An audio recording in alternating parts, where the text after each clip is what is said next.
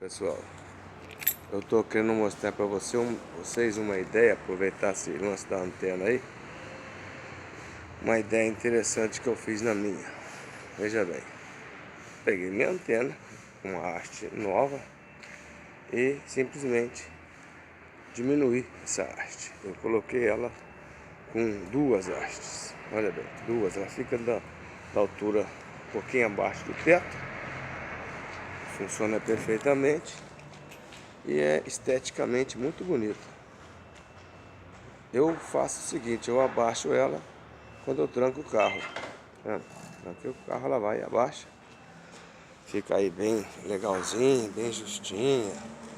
Não tem dificuldade para fazer manutenção, por ser duas hastes só.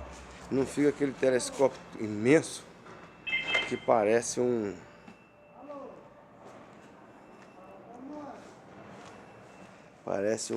radioamador, não é isso? Então é isso aí, ó. Muito simples, bonita, pequena e funcional. Não tem erro aí,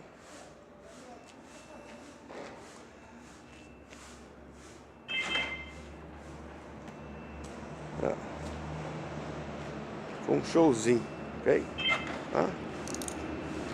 Não falha, não entorta, muito show.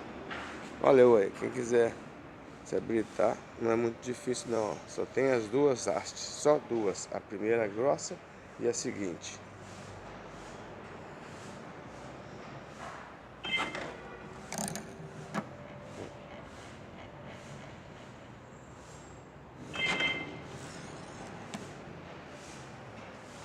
É isso aí.